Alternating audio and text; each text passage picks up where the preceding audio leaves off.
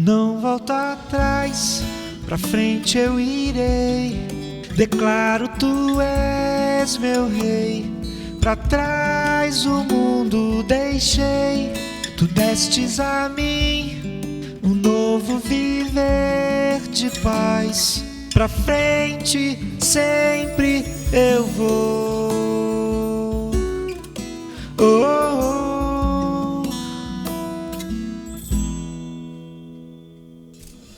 Cristo vives, tu tens sim todo o poder, tu tens dado a mim o teu amor.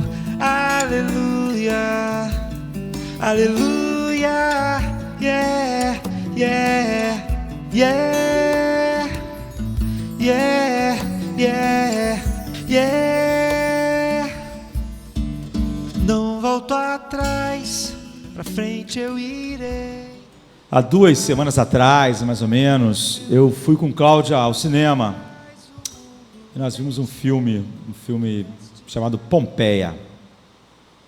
É a história que todos nós conhecemos de Pompeia e Herculano, que no ano 79 depois de Cristo foi destruída. Uma cidade incrível, desenvolvimento incrível para aqueles dias, com muito conforto. E o Vesúvio destruiu totalmente aquelas 2 cidades quando eles não esperavam, né? E no momento que eu estava vendo o filme, me ocorreu o que eu vou estar falando com os irmãos hoje. À medida que eu ia vendo o filme, eu ia pensando na realidade. Então nós temos feito as quintas-feiras, meditado em biografias, grandes e pequenas, porque tem pessoas na Bíblia que a Bíblia dedicou muitas páginas, como Davi.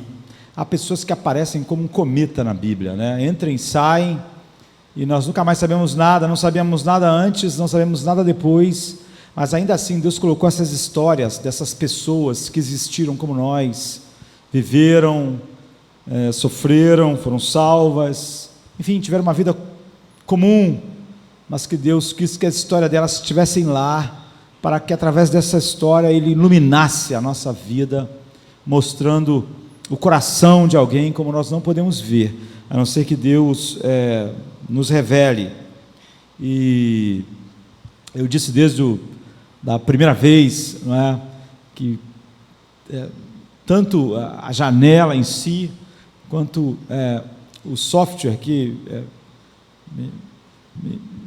me fez fazer o link, desde o início que nós começamos a meditar, fazem a mesma coisa, né? E eu disse que poucas vezes um produto tem um nome tão adequado. A janela é algo que você vê através de, não é? É algo que nos dá uma nova perspectiva de como é o mundo, de como está o mundo, e abre o mundo para nós, traz luz, traz novos insights. E ali eu vendo aquele filme, eu acho que foi o que aconteceu, não é? E a palavra de Deus faz isso por nós, quer saturar nossas mentes e através disso nos mostrar a sua graça. Então eu quero meditar só como lembrança, não é? Já que eu não vou meditar sobre todo esse texto. Em João 4, de 6 a 19, há uma passagem famosa, junto à fonte de Sicar, Jesus, ao meio-dia, não é? Enquanto os discípulos vão ao mercado comprar suprimentos, a Bíblia diz que Jesus estava muito cansado, e ele sentou junto à fonte, e uma mulher foi tirar água, a mulher samaritana. E quando nós olhamos para a vida dessa mulher, que passa na Bíblia como um cometa, nós talvez tenhamos a janela mais clara para nossa cultura atual, para aquilo que mais caracteriza a nossa cultura, e para nós vermos como é muito fácil o que caracteriza a nossa cultura nos caracterizar. Como nós precisamos de luz para enxergar não só o estado de todas as coisas, mas nosso próprio estado. Então eu não vou ler do 4 ao 19, não é? Porque nós gastaríamos bastante tempo, mas Jesus fala sobre a água que Ele tem para dar. Aquela mulher que era água, para que ela não precise pegar de novo. E Jesus diz assim, a Bíblia diz assim, disse-lhe a mulher, Senhor, dá-me dessa água, para que não tenha mais sede, e não venha aqui tirá-la. Disse-lhe Jesus, vai, chama o teu marido e vem cá. A mulher respondeu e disse, não tenho marido. Disse-lhe Jesus, disseste bem, não tenho marido, porque tiveste 5 maridos, e o que agora tens não é teu marido. Isto disseste com verdade. Disse-lhe a mulher, Senhor, vejo que és profeta. Então, quando eu estava vendo o filme, todas essas lembranças se juntaram, assim, para nós meditarmos hoje, e logo nós vamos ver por quê. E eu comecei a lembrar de muitas músicas, as músicas são o bom retrato da nossa cultura, o que está na mente da nossa, porque quem faz música quer vender música, reflete aquilo que as pessoas querem ouvir, aquilo que é mais importante para elas, aquilo que encanta o coração delas. E eu comecei a pensar num monte de músicas, e todas as músicas quase nos levam para o mesmo lugar, são só variações do mesmo tema. Eu até separei uma música, não sei se tem como colocar aí em cima, tem?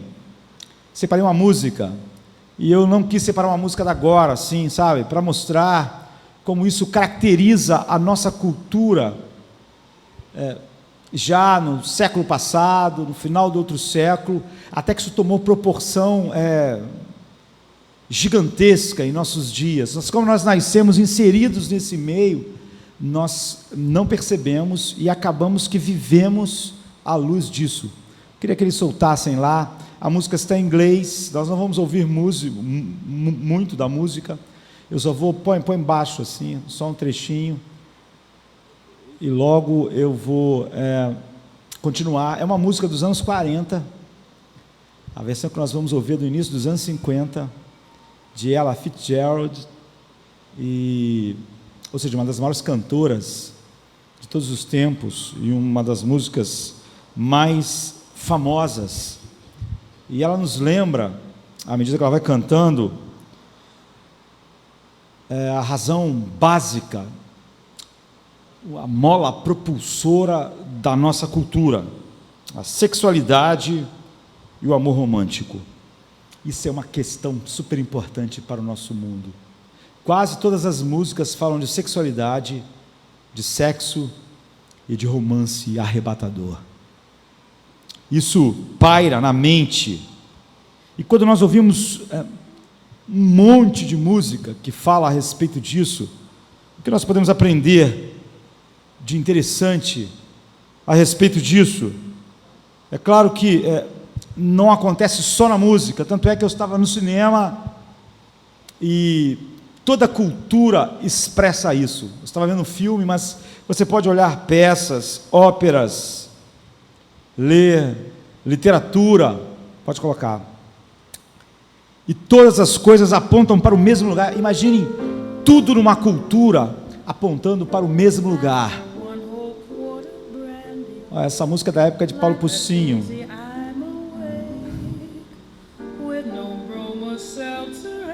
A música é bonita, o arranjo é lindo, mas a letra ali se expressa essa realidade dos nossos dias. A música em português, o título dela é Enfeitiçado, Preocupado e Confuso. É isso, enfeitiçado, preocupado e confuso. Pode ir baixando, pode ir baixando. Tudo em nossa cultura, teatro, cinema, música, fala sobre sexo e romance arrebatador. E você pode dizer, e por que você pensou nisso enquanto estava vendo o filme? Porque o filme é sobre Pompeia e Herculano. É sobre o Vesúvio explodindo. Mas o filme tinha um casal que se amava, e toda a história gira em torno disso. Na verdade, Pompeia é só o pano de fundo. Se não tiver um amor arrebatador e romance, nós nem queremos ver nada. Nossa cultura sempre aponta para o mesmo lugar. Se você vê o filme, sei lá, vamos pensar, Titanic, a história do navio, ele vai afundar, mas eles têm que colocar lá um casal e uma história de amor arrebatador. o afundamento do Titanic, o naufrágio, é só um pano de fundo. Você está mais emocionado com Leonardo DiCaprio, com o romance, com o amor. As histórias não têm importância nenhuma se não tiver um grande amor, um romance. Então, o sexo, o amor romântico é descomunal em nossa cultura, como nunca foi. É óbvio que isso sempre foi um tema dominante na história dos homens, e na Bíblia nós vemos isso na vida de várias pessoas. Agora, quando isso está no topo, na extremidade, quando toda a nossa música, teatro, ópera,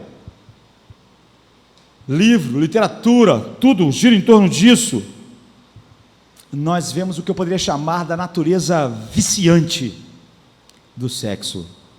Eu não estou realmente pensando agora em vícios sexuais literais, nem em comportamentos sexuais compulsivos, embora que é óbvio que esses vícios sexuais literais, esse comportamento sexual compulsivo também faz parte dessa atmosfera, mas não é sobre isso que eu estou falando aqui. Eu estou falando sobre algo, sobre todos nós, solteiros e casados, sobre todas as pessoas, toda a nossa cultura. Estou falando de uma coisa mais ampla, sobre como o sexo e o amor romântico, em certo sentido, se tornou uma obsessão em nossa cultura. Uma obsessão na internet, na televisão, no rádio, na música. Então, o primeiro de tudo é que é verdade. O primeiro de tudo é que todos nós podemos pegar uma música como essa de Ella Fitzgerald, dos anos 50, 40, 50, já foi gravada por um montão de gente famosa. E é gente enfeitiçada, confusa, perturbada, tudo por causa da mesma coisa. Se você der uma olhada em todas as músicas, eu estava ouvindo uma outra famosa que diz assim: eu sou apenas uma garota que não consegue dizer não. Eu não deveria fazer isso, mas eu não posso fazer nada. Não é a cara da nossa cultura, eu não posso fazer nada. Como eu poderia viver sem isso? Eu sei que essa relação é até destrutiva para mim. Essa é a linguagem do vício, não é assim? Você já conversou com alguém viciado? Eu sei que não deveria, mas eu não posso fazer nada a respeito. E é claro que junto com a linguagem do vício sempre vem a minimização do mesmo, não é? Então, a música que nós ouvimos um trechinho, enfeitiçado, preocupado e confuso, ela trata dessa temática, mas de uma maneira mais crua. Apesar da beleza da música, da melodia e da voz da cantora, né? Ela coloca para fora isso que domina a nossa cultura de uma maneira mais escura. Ela compara estar apaixonada a tomar uma garrafa inteira de conhaque. E ela diz que ela agora está de novo choramingando como uma criança. Ela diz que sabe que a pessoa com quem ela está apaixonada é um tolo, que é a pessoa errada para ela. Ela sabe que não é bom para ela, mas ela não pode fazer nada a respeito disso. Ela luta contra isso, mas no fim ela diz: eu não posso deixar isso me dominar, mas eu não posso viver sem isso. Eu não posso viver sem isso, porque sem isso eu não estou viva. Essa é a linguagem da adoração. Ela elabora isso. Isso é estar vivo. Sem isso, eu não estou vivo. Então, o relacionamento romântico, o romance, o sexo, em nossa cultura tem esse aspecto de vício. Eu preciso de mais. Você vai me amar, você vai me machucar muito, você vai me levar ao inferno, mas eu não posso viver sem isso. Então, é o excesso de precisar, é o excesso da dependência. Disso surgem todos os conflitos, todos os dramas. É uma linguagem viciante, é um comportamento viciante. Eu não posso fazer nada, eu não me sinto vivo sem ele, apesar dele ser um erro e vai me levar ao inferno. Então, em outras palavras, a intimidade em nossa cultura parece trazer tudo isso, sabe, nos faz ir ao inferno e a vida ser um inferno, mas nós só queremos falar sobre isso, só queremos pensar sobre isso. O romance arrebatador e o sexo, porque essencialmente o romance e o sexo tem uma característica totalmente diferente pela qual Deus criou essas coisas. Eu vendo um outro filme chamado Duetos, fala sobre um casal, ele é um escritor, ela é uma atriz, e os dois estão começando a carreira, um filme de Hollywood, e os dois não são ninguém, mas então eles começam a batalhar a carreira deles, e a carreira do marido começa a decolar, enquanto a da mulher, como atriz, começa a ficar para trás. Ele é um escritor cada vez mais famoso, e cada vez o relacionamento deles começa a ficar mais difícil. À medida que ele vai ficando mais famoso, ele começa a olhar para outras mulheres, é claro, o casamento dele desmorona, à medida que ele começa a se relacionar com outras pessoas, e a linguagem do filme de Hollywood é que isso aconteceu porque ele superou ela. Entende isso?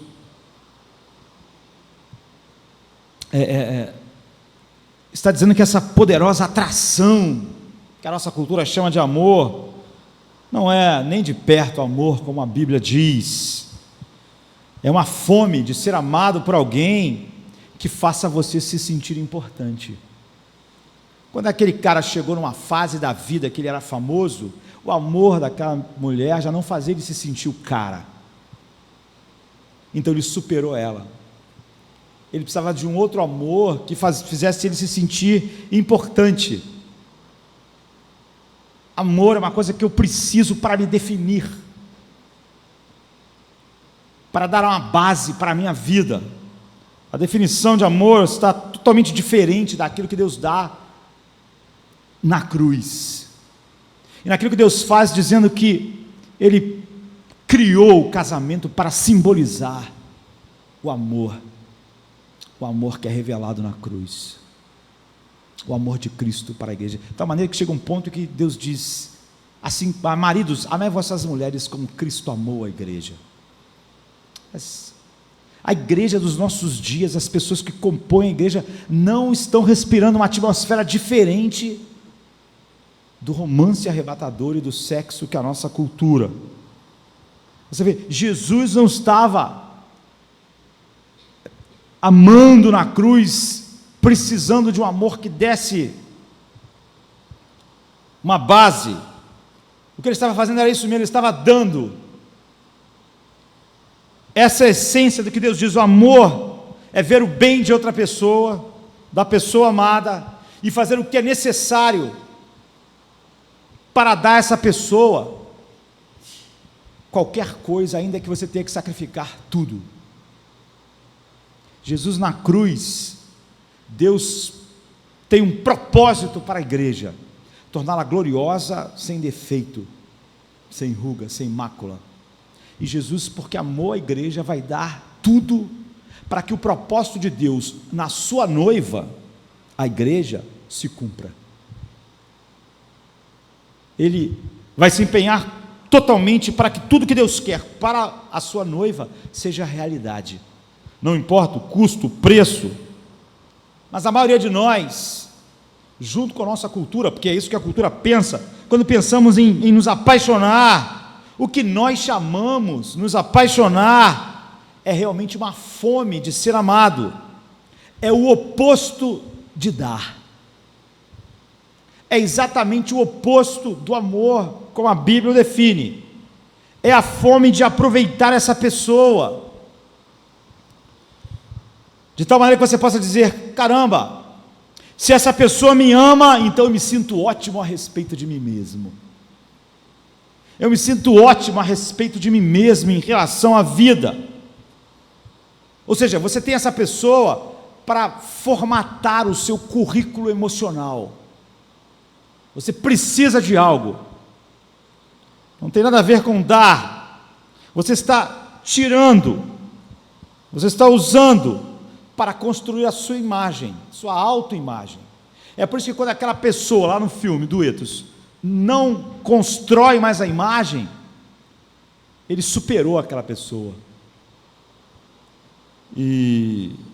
Ou seja, no que nós chamamos de paixão é aquilo que eu quero para criar o meu senso de valor. Então finalmente eu sinto que eu estou bem, a vida vale a pena porque essa pessoa me ama. Quando o amor é feito desse tipo, ele é um vício, fora do casamento, espalhando tudo que a nossa sociedade fala sobre sexualidade e no casamento. E quando nós recebemos isso se expressa em toda a gama de comportamento viciante. Há muitos anos atrás, Ernest Becker escreveu um livro chamado A Negação da Morte. Ele nasceu em 24 e morreu em 74. Em 1970, ele ganhou um prêmio famoso, 74, não é? O maior prêmio que um livro pode ganhar nos Estados Unidos, A Negação da Morte. E ele era um homem secular, ou seja, ele não tem nenhuma relação com Deus. Mas mesmo um homem assim pode olhar para a nossa sociedade e ver a proporção que a sexualidade, a importância dela e do romance tomou sobre todas as coisas como algo que expressa uma verdade. E ele, nesse livro, então, ele fala sobre o fato da nossa cultura transformar isso na coisa mais importante que existe. E ele diz: nós temos perdido um sentido de Deus. Isso não significa que a cultura toda, todo mundo é ateu. Ele até era uma pessoa assim, mas ele diz, mesmo aquelas pessoas que dizem crer em Deus, Deus é muito pequeno para elas, porque todas as pessoas são muito seculares. Mesmo as que falam muito em Deus, expressam essa mesma atmosfera da cultura, porque Deus para elas é bastante fino, bastante superficial. Então ele lida com esse fato e faz a pergunta: por que o sexo e o amor romântico são tão importantes em nossa sociedade, a ponto de toda a cultura só falar sobre isso? Grande parte das destruições da vida ou da infelicidade partir disso, ou famílias são destruídas, ou as pessoas ficam entediadas com as suas próprias vidas. Por que isso é tão descomunal? Porque nunca uma sociedade levantou isso tão alto, apesar disso sempre ter um peso alto. Lembre-se que não é um cristão que está dizendo isso. Mesmo assim, ele pode ver a dimensão desproporcional e absurda que isso tem na vida das pessoas, a ponto de fazer elas felizes ou infelizes. Ele é uma pessoa secular, o que ele diz nossa era é uma era secular. Nós ainda precisamos nos sentir heróicos, precisamos conhecer os nossos, o grande esquema da vida, precisamos nos unir com algo superior, precisamos de confiança, precisamos de um sinal de gratidão. Mas se você não tem Deus com esse peso, como é que você faz isso? Como é que você sente essas coisas? E ele menciona um outro autor famoso, Otto Rank, que viveu de 1884 a 39 e foi um dos amigos próximos a Freud nos 20 primeiros anos da vida dele. É um austríaco. E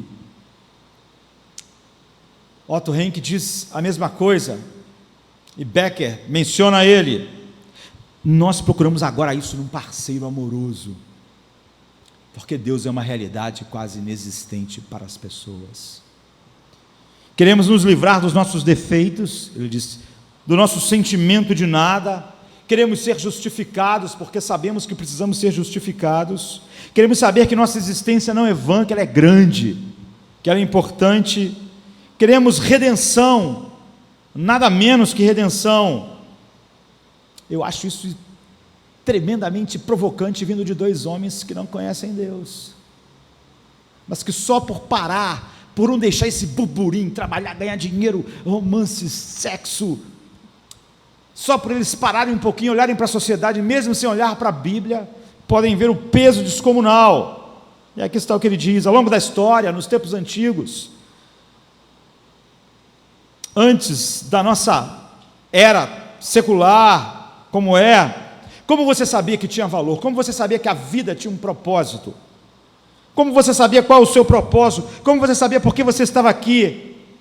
Você ia, ele está falando de uma maneira geral, não está falando do cristianismo, nem do judaísmo, mas você ia com o seu sacrifício até a Deus, ou os deuses, sei lá, porque ele está abrangendo tudo.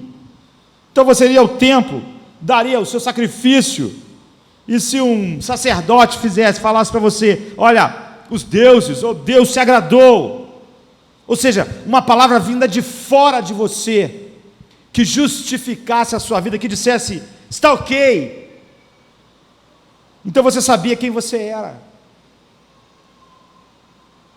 Ou seja, você precisa de ter uma palavra de fora de você, vida de fora de você. Você não pode criar o seu próprio ego na dimensão que ele tem. Não importa o quão duro você tente, você não pode dizer e convencer a si mesmo: eu sou grande, eu sou importante, eu estou ótimo, minha vida é ótima. Hoje em dia, às vezes, as pessoas até tentam construir algumas coisas assim, mas você não pode. Se todo mundo diz que você é uma pessoa estúpida, você pode ir para casa e dizer: eu sou inteligente, eu sou inteligente, eu sou inteligente. O seu ego não. Você precisa de algo de fora que diga isso. O que você mesmo diz a respeito de você mesmo não constrói o alicerce que você precisa para viver. Não convence você. Se todo mundo diz que você é burro, e você mesmo diz: eu sou inteligente, você não fica. Você precisa de algo de fora.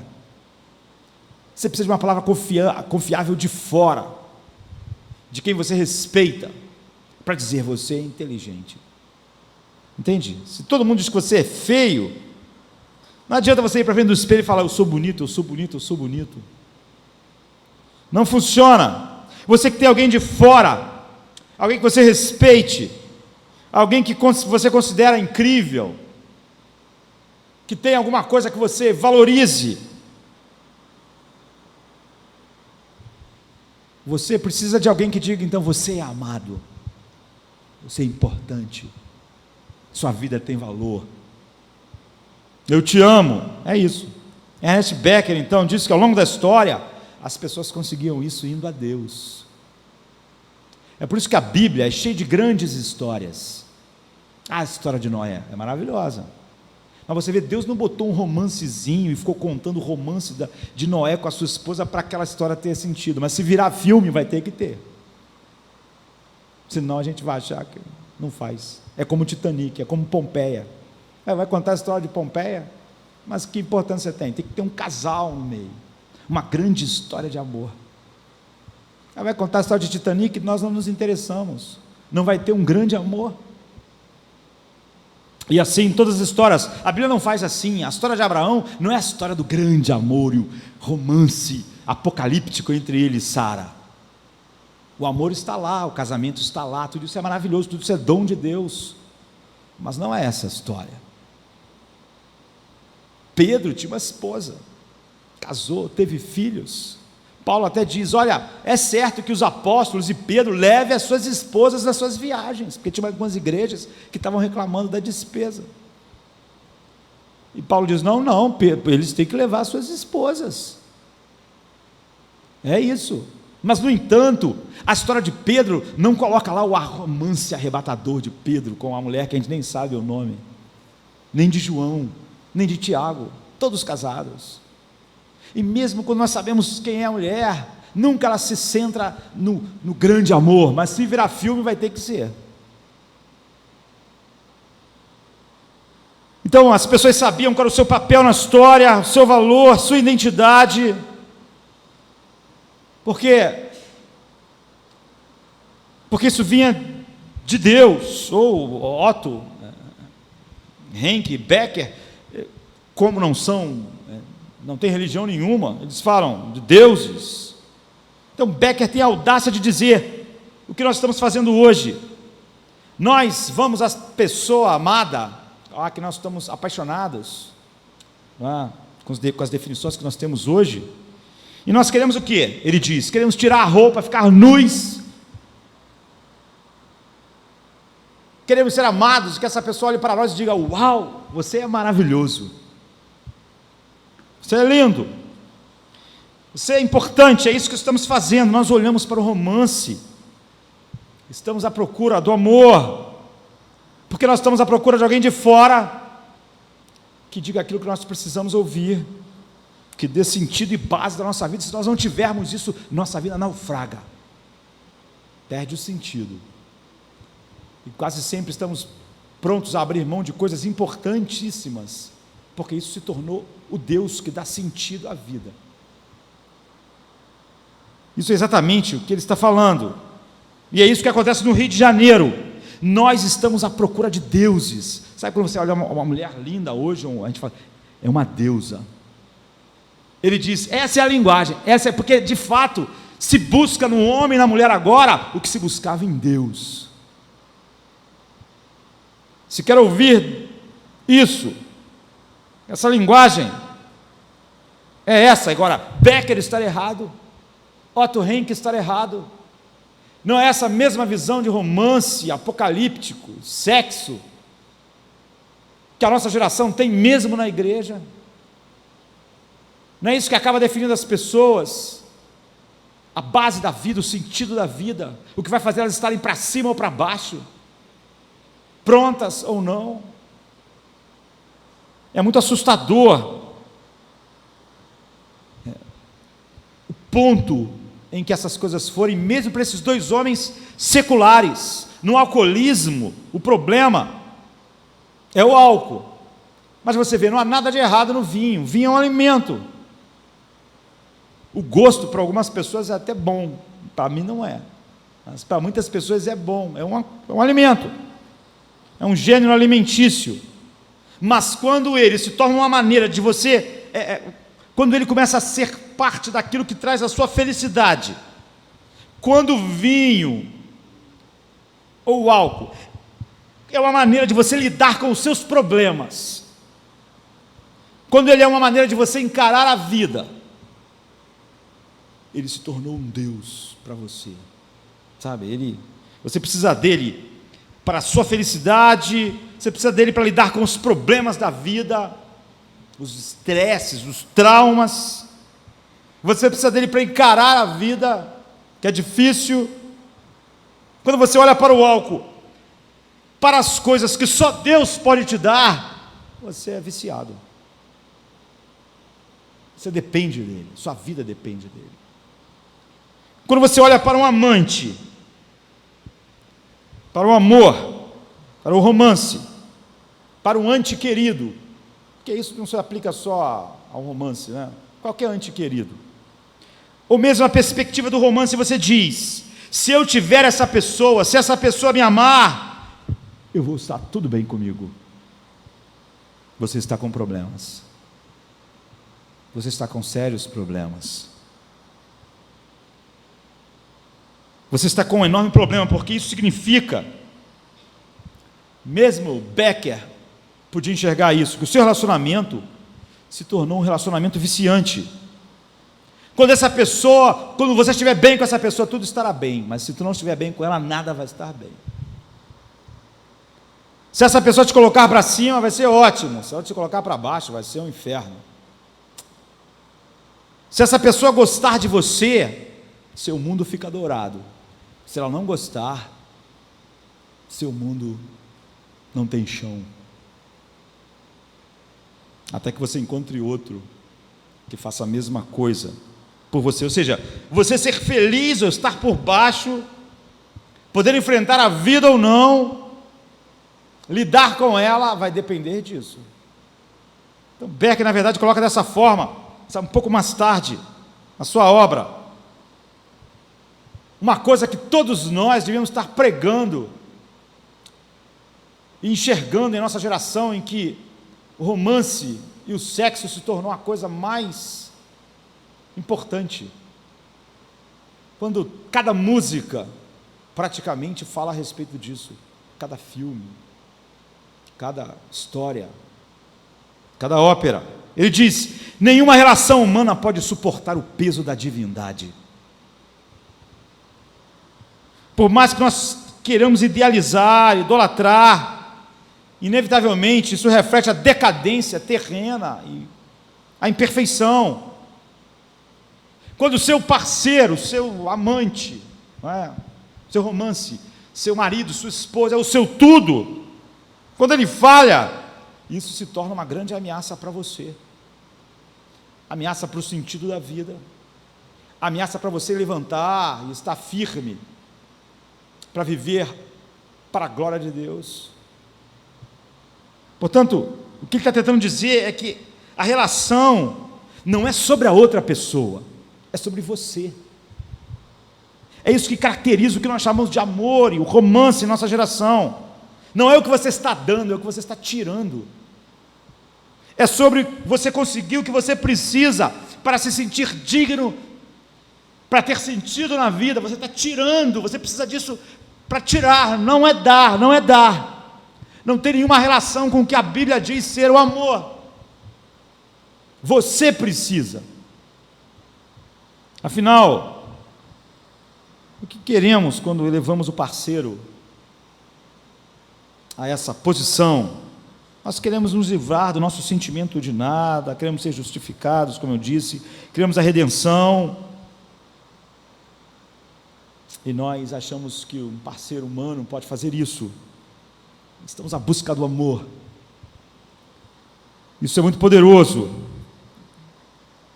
É isso que as músicas expressam, a música que eu falei, os filmes. É um lugar descomunal que o amor e o romance tomou na nossa cultura.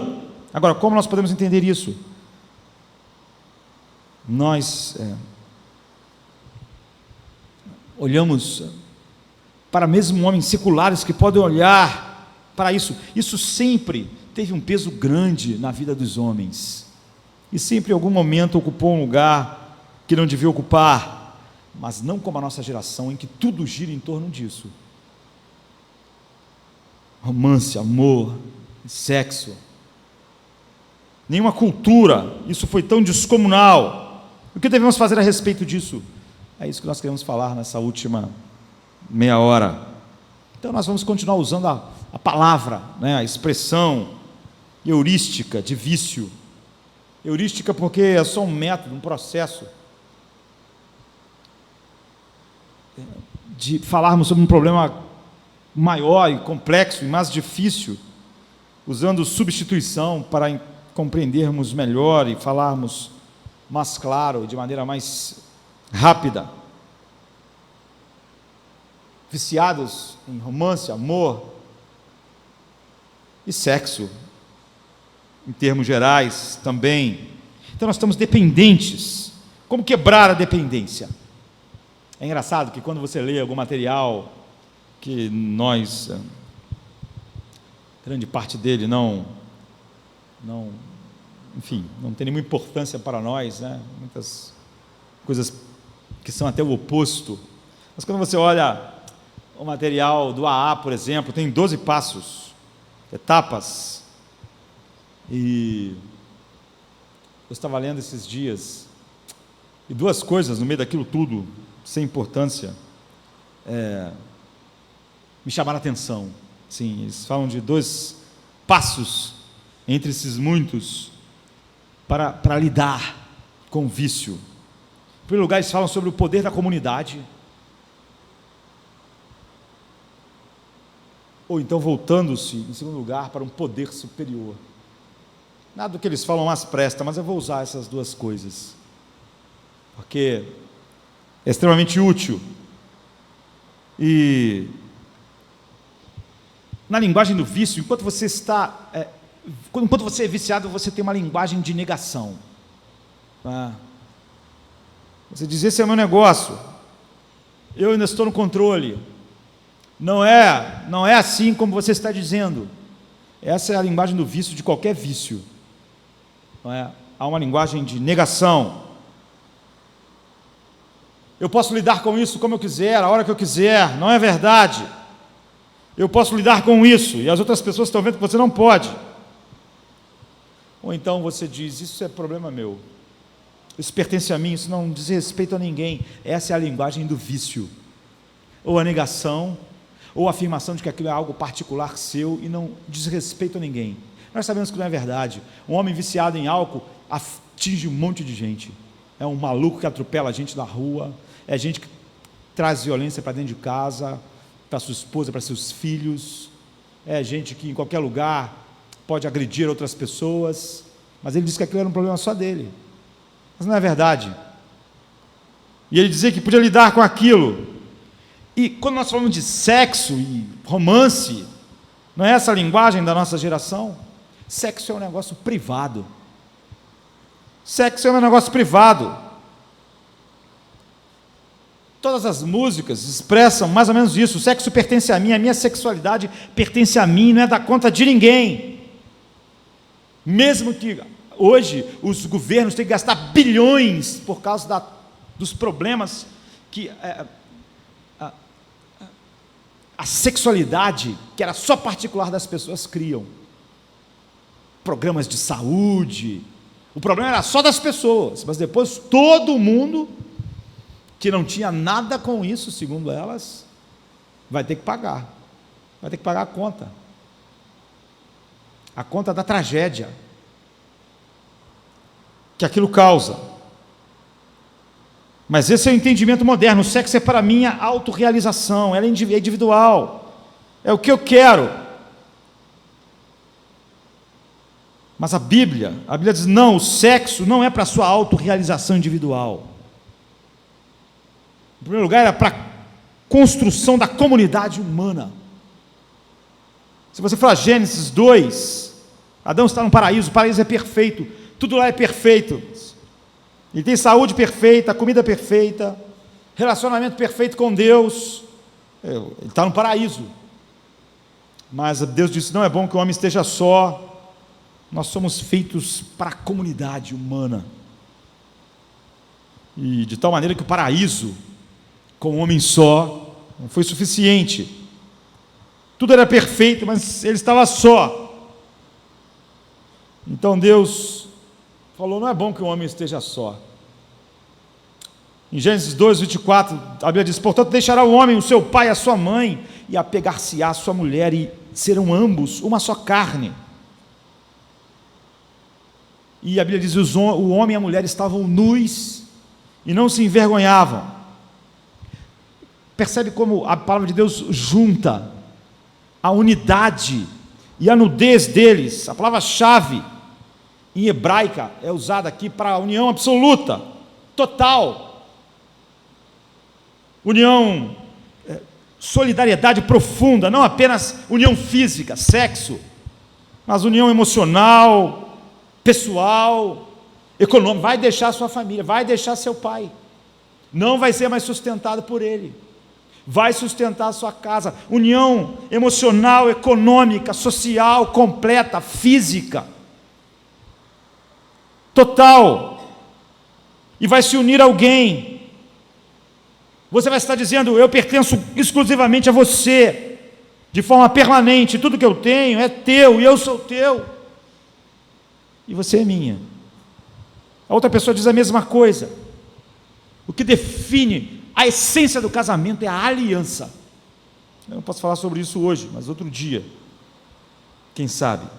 Não apenas uma união física, mas assim, emocional, pessoal, cultural, social, econômica, completa, porque isso satisfaz o desejo que Deus colocou em nós de comunidade humana, e essa é a razão pela qual Deus criou a nudez. O homem e a mulher estavam nus. Isso é sexo, para quê? Para unir. Deus criou o sexo como um aparelho de união, de clivagem, é o que a Bíblia diz, palavra que usa, para que ambos fossem uma só carne, para selar a verdade dessa união. Fez o sexo e a nudez como um aparelho de clivagem para essa percepção. E se você usar o sexo para outra coisa, como ele é usado na nossa sociedade, se você der a união física, se a união pessoal, você vê como isso que o lugar que o romance, o sexo tomou, é uma tragédia tanto para os solteiros, ou para quem está aqui onde nós estamos falando, e vamos falar agora, como para quem é casado também. É uma tragédia. Então, se você tem a união física, a união pessoal, a união física sem a união pessoal, sem a união cultural, sem a união econômica e social, você realmente não se uniu. E o sexo é meu, pertence a mim, é algo privado. Você manteve o controle. Mas Deus criou a nudez física para personificar e reforçar a união, que fariam de dois um só. A doação absoluta de si mesmo para outra pessoa. E se você tem relações sexuais fora do casamento, ou seja, uma união física, sem as outras uniões, deixa pai, união econômica, união emocional, união social, cultural, você tem ou uma inconsistência, no mínimo, ou uma monstruosidade, na pior das hipóteses. Uma das músicas que nós mencionamos é dito: eu amei apenas por esta noite, eu não vou ter a minha alma enredada. Apesar de dizer que vai acabar não conseguindo escapar disso, os antigos hebreus nunca entenderiam isso. Eles diriam: espera um minuto, sua alma é você. Se você tivesse relações sexuais com alguém, você de forma nenhuma está se unindo a essa pessoa. Se você não tiver unido em todas as formas, porque você está mantendo controle. Você quer só uma afirmação. Você só quer alguém que diga: você é lindo, você é importante. Você quer a emoção, você quer o estético, mas você não está dando nada. Isso nem é amor, nem é união. Nudez e sexo é uma forma de dar e não de usar qualquer coisa. É o que a Bíblia diz. Quando a igreja não tem uma visão diferente disso do mundo, ela está no mesmo buraco. É por isso que a igreja hoje tem os mesmos problemas nesta área que o mundo inteiro. Mesmo quando ela tem uma visão melhor do relacionamento no casamento. Você diz: bem, agora, o que isso tem a ver com vício? Não é? Como você estava dizendo. Se é verdade que Deus criou o sexo e a nudez, como a Bíblia diz, como um aparelho de clivagem, de união, de você estar nu, vulnerável a alguém, não querendo tirar, mas nessa relação em que tudo é dado, se você usar o aparelho que Deus criou para isso, sem esses propósitos, só pode acontecer duas coisas: ou a relação sexual vai criar a clivagem, porque o sexo foi criado para isso, e quando isso é quebrado, ou seja, o aparelho funcionou para o propósito, e quando isso é quebrado, alguém fica completamente, que cria essas paixões obsessivas, né?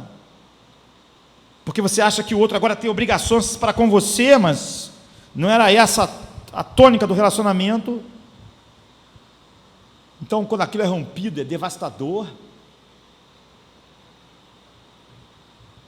porque você desenvolve aquilo, sei lá, tinha um filme chamado Atração Fatal. Então, eles quiseram ter isso, acharam que só ia ser uma brincadeira, mas desenvolveu uma atração fatal, ou seja, criou uma clivagem que, quando não era realidade, mas algo pior do que isso, porque ou vai criar isso sem aquela concretização, o que gera toda parte de destruição, grande parte da destruição da nossa sociedade, ou então você estraga o propósito que Deus criou o sexo, como um aparelho de clivagem. Ele não vai criar isso. Então, na nossa sociedade, as pessoas têm 1000 relações sexuais que não criam essa união. Não criam. Você estragou o propósito. Então, o que acontece? Quando a pessoa casa, a relação sexual não vai criar o que ela foi feita para criar. Porque aquilo é só aquilo que ele já teve milhares de vezes com outras pessoas. Não cria clivagem. E isso é trágico. Essa é a questão, porque o sexo não é sobre você. O sexo é sobre você cumprir, não é sobre você cumprir seus objetivos e apetites. Não é sobre realização pessoal. É sobre a criação permanente e estável pela qual Deus criou e desejou criar a comunidade humana. Mas se você vê apenas como uma forma de criar a sua autoimagem, de tal maneira, quando a sua autoimagem precisar de um outro amor, de uma outra coisa, você vai, na verdade você não está aumentando ou maximizando o que Deus criou, mas está destruindo. E é isso que faz a sociedade entrar em colapso. Agora, nos minutos finais, vire-se para outra coisa. Então, criar clivagem e a comunidade que Deus criou a alma humana para viver. Mas, em segundo lugar, o que é pior, já que isso acontece indiscriminadamente, em todas as relações, aquelas que estão erradas e naquelas que são dentro daquilo que Deus determinou, dentro do casamento, vire-se para algo superior. E é aí que nós chegamos em João 4, como eu disse, nós só íamos passar rapidamente. A mulher samaritana é uma curta história, e hoje ainda vai ser mais curta, ela só abre uma janela para nós, mas é uma janela tão importante, porque ela faz nós enxergarmos toda a nossa sociedade, pior, nós no meio da sociedade. Deus está falando com uma mulher num poço, na fonte de Sicar. Ele diz: eu posso dar-lhe água, que se você beber, você nunca vai ter mais sede. Ela diz: ótimo, eu quero essa água. É claro que Deus está falando sobre a vida eterna. E o que é a vida eterna? Conhecer Deus. Conhecer Deus é aquilo que aqueles autores seculares estavam dizendo: o mundo não tem mais, a sociedade não tem mais, e até as pessoas que falam muito em Deus, Deus para elas é muito superficial. Ele não dá mais a elas o que faz elas sentirem a razão da vida, o chão da vida, a razão de existir. Então, é óbvio que Jesus está falando sobre a vida eterna, sobre conhecer Deus, mas ela pensa que é água. Jesus está falando sobre a sede infinita da alma por Deus, que pode saciar. Ou seja, alguém de fora, alguém confiável, alguém sumamente importante que diz: eu te amo, e que dá razão para a vida por causa disso. Cria em nós: eu tenho prazer em você. Agora, em meu filho, você é o meu filho amado também, em quem eu me comprazo. Então, seu ego, ele é um buraco negro gritando para ouvir isso. Eu preciso de mais declarações como essa. Eu preciso de mais afirmação, porque o ego é um buraco negro. Esse buraco de sucção gigante. É por isso que aquele homem superou aquela esposa. Ou então, fica lá, aí só está empurrando a vida, sabe? Sempre buscando de maneira artificial criar aquele romance apocalíptico, sempre. É o seu ego precisando de alguém de fora, glorioso, grande, bonito, que diga: você é meu amado. Jesus está dizendo o seguinte: eu tenho uma água para dar que desliga o ego, desliga o buraco negro. Finalmente, a alma que foi criada para esta relação que dá base, fica satisfeita, a sede acaba. Nunca mais a pessoa tem sede, nunca mais ela fica sem bases para a vida, nunca mais a sua vida está sem chão. O romance e o sexo vão fazer parte dela só da maneira que Deus desejou que ela fizesse, que nunca ocupasse esse lugar descomunal, que decide a felicidade, a infelicidade, que faz eu me sentir grande ou pequeno, que faz eu estar no céu ou no inferno, que faz eu destruir outras pessoas, porque chamei de amor tirar. Jesus diz: eu posso dar essa água para você, esse efeito sem fim. Então ela diz: você pode me dar essa água? Então eu quero, porque isso é bom, eu não vou precisar voltar para beber. Ela não estava entendendo. Então Jesus diz para ela: vai lá então e busca o seu marido. Busca o seu marido. Ela diz: eu não tenho marido. Não tenho. E Jesus diz: eu sei que você não tem, você já teve 5 maridos. E o homem com que você está vivendo agora não é seu marido. Jesus está sendo rude, porque ao falar de vida eterna, essas coisas, ele entra aqui. Que janela incrível para nós e nosso problema. Ele não está só dizendo: eu sou filho de Deus, está vendo, eu sei os segredos. Não é isso. Ele diz: eu posso matar a sede mais profunda. Então ela diz: dá para mim. Então vai e busca o seu marido. Ele está dizendo: romance, sexo arrebatador não matou sua sede, não é? 5 maridos. Esse é o 6º, não é? Isso não resolve. Ele está falando para nós a mesma coisa.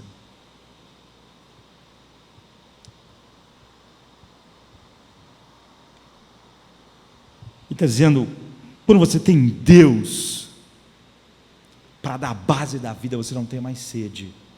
E então você pode viver a vida como Deus determinou que você fosse viver.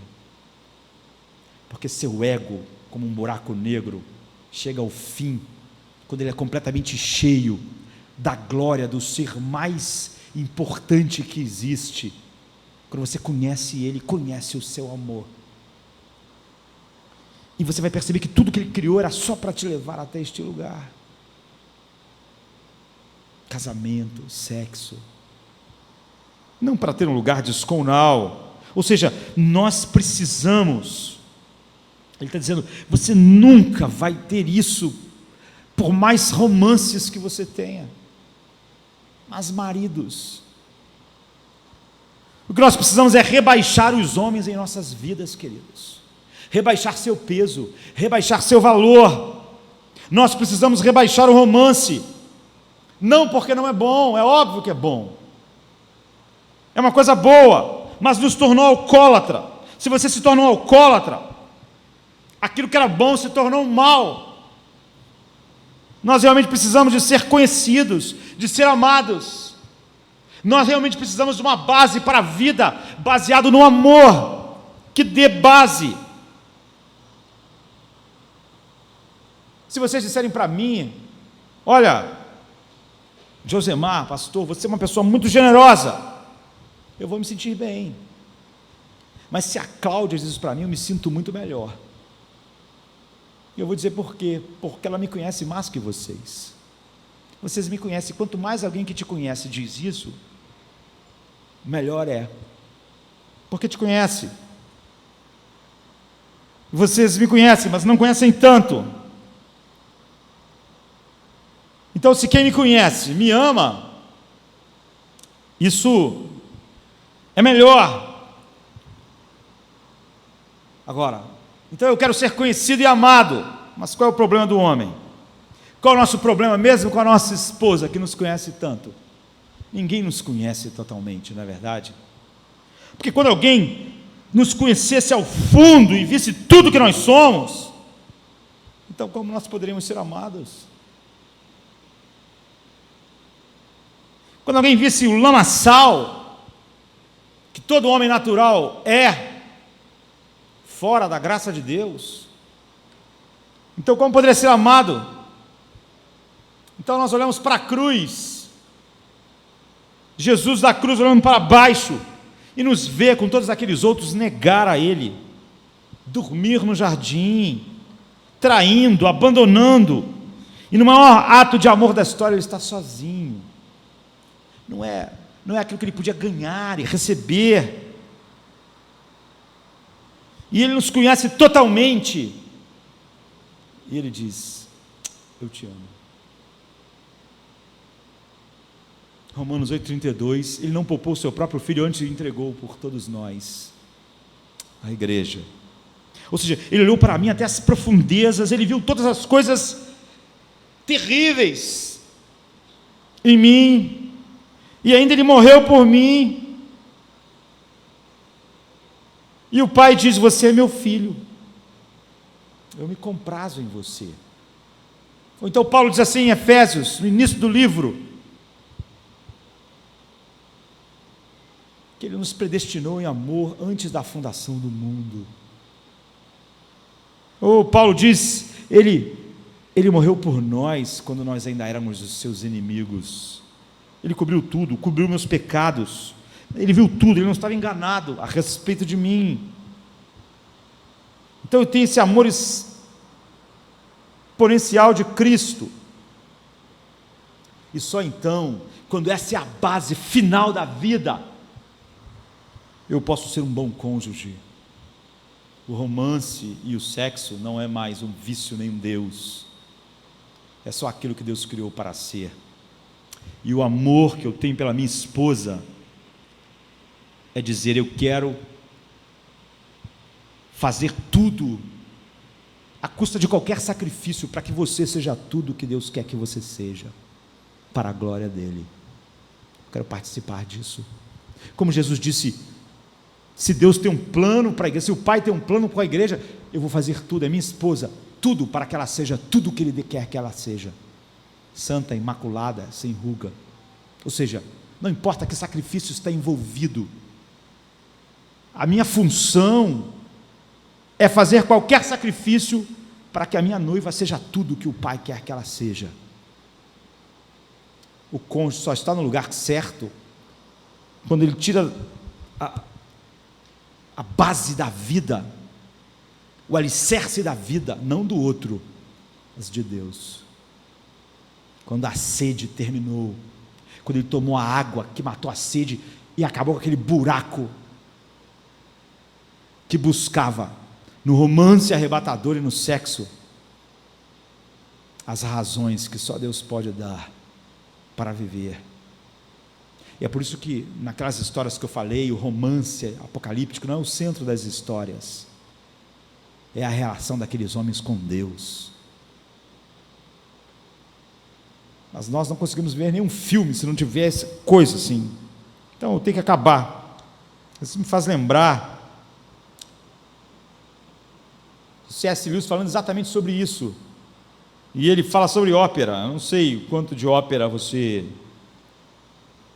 Mas ele está falando a respeito disso. Então você vai experimentar o amor que Deus intentou ao criar o casamento, o sexo, a nudez, a família, a comunidade. E ele fala sobre como isso já vem, do último século, no final do outro século para cá, como isso foi tomando a proporção que alcançou essa coisa enorme em nossas vidas hoje, não só de quem não conhece Deus, infelizmente, mas de quem conhece Deus. Parece que todas as pessoas que estão na igreja a respeito do romance arrebatador e do sexo precisam sentar na fonte de Sicar, Jesus do lado, e dizer: eu tenho uma água para acabar com a sua sede, que não é seu casamento, que não é romance, que é a vida eterna, que é conhecer Deus. Então, C.S. Lewis, ele fala sobre Tristão e Isolda, que ficou famoso mais ainda, do que já era na ópera de Wagner, que foi encenada em 1800 e pouco. Tristão, deixa eu pular para ir para o fim disso. Tristão, ele é um cavaleiro, e o tio dele, Marcos, da Cornualha, ele está prometido, o tio dele, a Isolda. Então, Tristão, um valente, é mandado pelo seu tio para buscar a Isolda para o casamento, né? Mas no meio do caminho da história, ele e Isolda tomam uma porção do amor que era para ser tomada pelo tio dele e pela Isolda, mas ele toma, e Isolda também toma. Então o que acontece? Cria um amor sem fim entre eles. Então ele leva ela para o tio, ela casa com o tio, mas eles continuam com o romance. Essa é a história de Tristão e Isolda, da ópera de Wagner, mas é uma história que vem desde a Idade Média lá, é uma história medieval, e que se tornou mais popular no século XII, até que se transformou nessa ópera famosíssima. Então eles continuam apaixonados com um romance secreto, e é óbvio que isso acaba sendo descoberto, é um escândalo, e ele é expulso, banido pelo tio, e ele casa com uma outra mulher chamada Isolda, das Mãos Brancas, por acaso outra Isolda, só que ele nunca é feliz, porque ele não tem um romance arrebatador, não é? Com a sua esposa.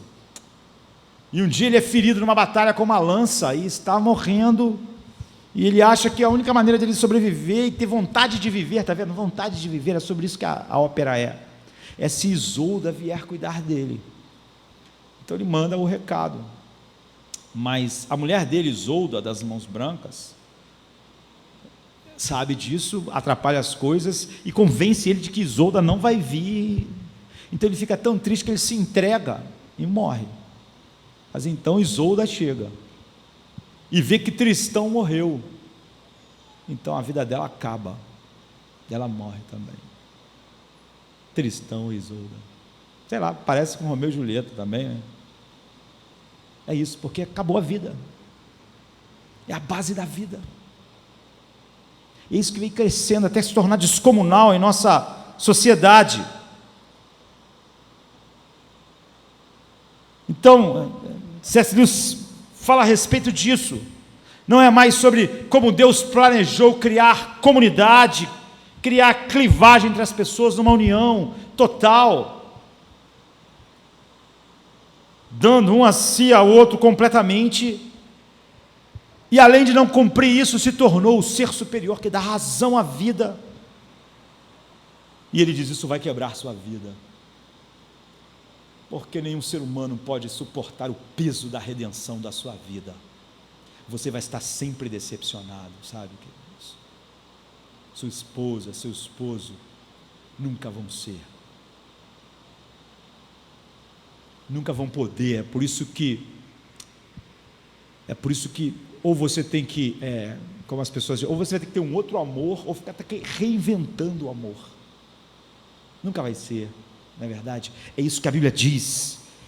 Se o poder da cultura não é quebrado, no seu nível mais profundo, o papel que Deus tem para nós é totalmente impossível, mesmo estando casado, buscando a mesma base, no romance, no sexo arrebatador, a razão da vida. Jesus disse para a mulher: olha, a sua vida é um caos, e é um caos porque você já teve todos esses romances arrebatadores, mas não foi suficiente, não é? Isso não é Deus.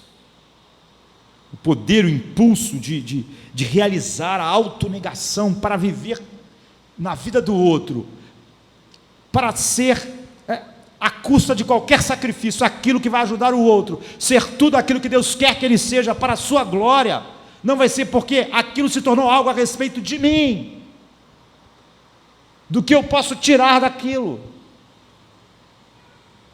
E diariamente, mensalmente, anualmente, será exigido do outro uma coisa que o outro não pode dar, não pode dar a razão da minha vida, não pode satisfazer as necessidades que a alma humana tem.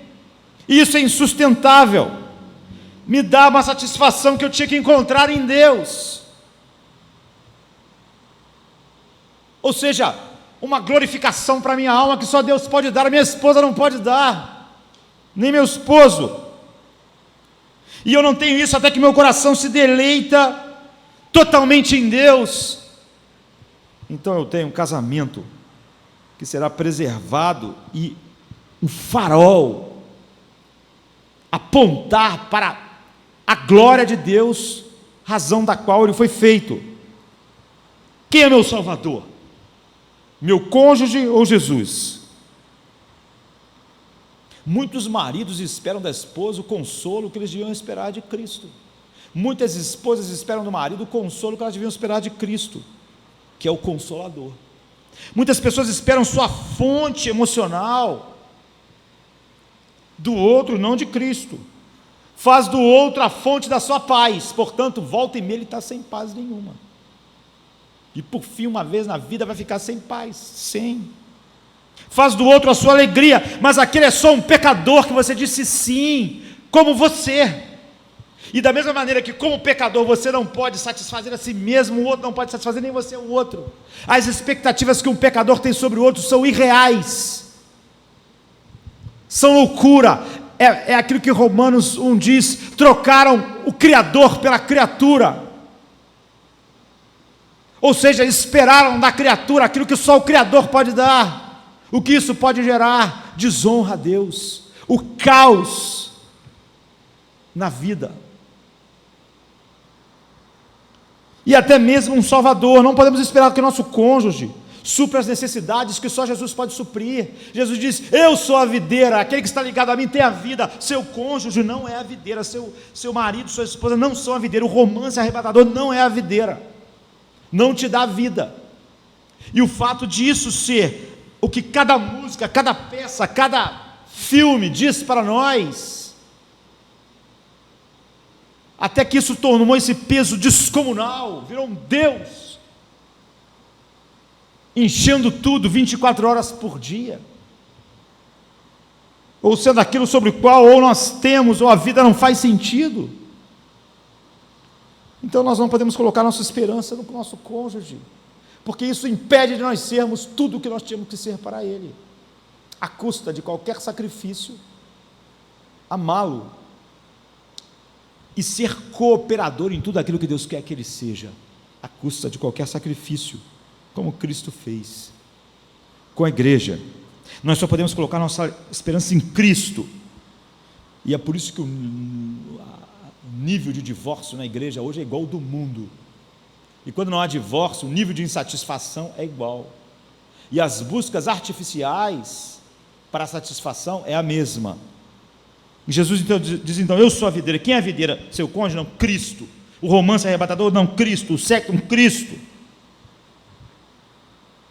Salmo 107:9 diz: pois fartou a alma sedenta e encheu de bens a alma faminta. É isso que Jesus está dizendo para aquela mulher. Você já teve 5 maridos, o que você tem agora não é seu. Ela é como se fosse o protótipo de toda a nossa sociedade, mesmo daqueles que não têm 5 maridos, tem um só, mas que busca nele, ou esposa, a mesma coisa que a nossa cultura agora busca e fez do romance e do sexo.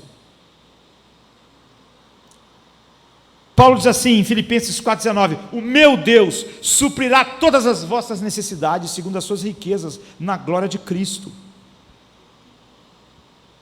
Só Deus pode fazer isso, todas as suas necessidades. Você não terá mais sede. O buraco negro do ego então para aquela sucção e tira do outro o peso daquilo que ele não pode ser, e tira de você a expectativa que você não devia ter, faz você lembrar que você casou com um pecador, falho, cheio de defeitos, que você está ali naquela vida para ser exatamente um dos agentes de Deus, para aquela vida ser tudo aquilo que Deus quer que ela seja, e ela também em relação à sua. As pessoas, a nossa vida vai ser sempre uma gangorra enquanto ela está baseada em alguém, porque todas as pessoas que nos cercam são meros pecadores, mesmo aquela que nós mais amamos. Só Deus pode fazer isso. Mas enquanto nós olharmos para romance, o sexo, ou até o casamento, como o mundo lá fora, a cultura lá fora tem visto, nessa dimensão desproporcional, endeusada, viciante, nossa vida vai ser igual a do mundo, a mesma gongorra,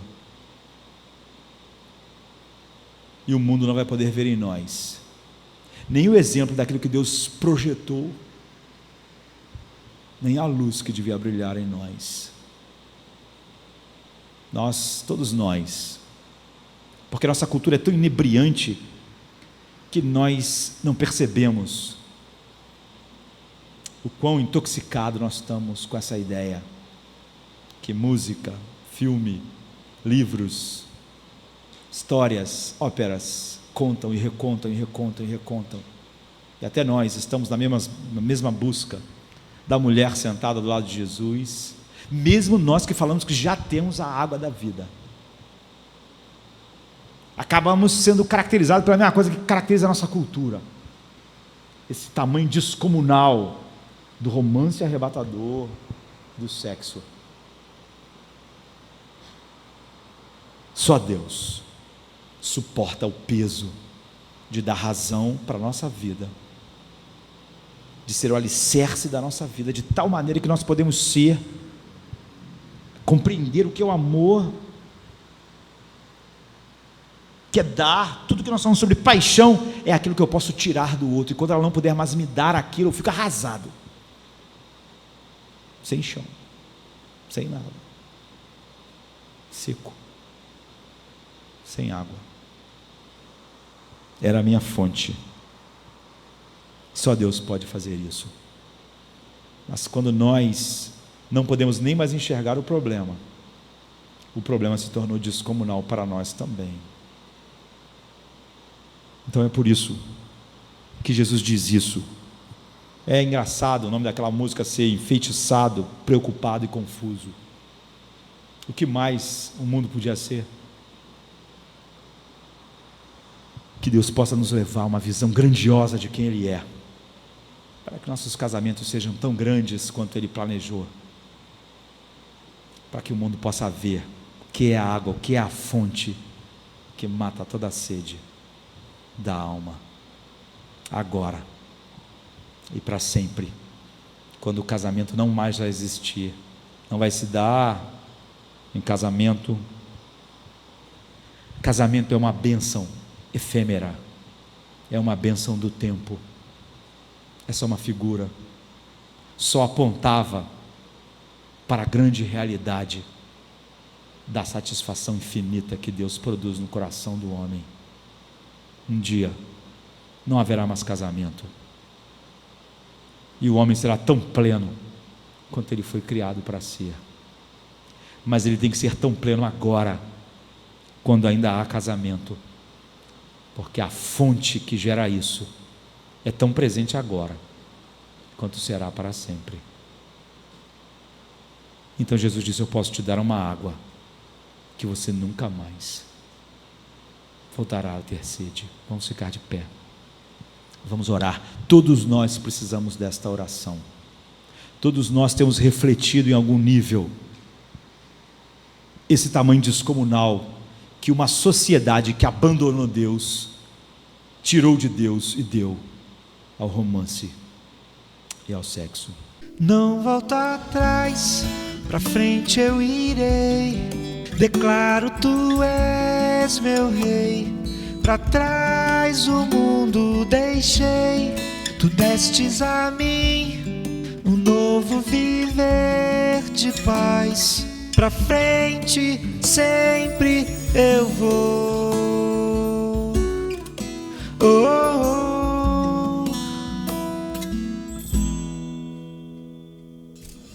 Cristo vives, tu tens sim todo o poder, tu tens dado a mim o teu amor. Aleluia, aleluia, yeah, yeah, yeah, yeah, yeah, yeah. Não volto atrás, pra frente eu irei, declaro tu és és meu rei. Pra trás o mundo deixei, tu destes a mim um novo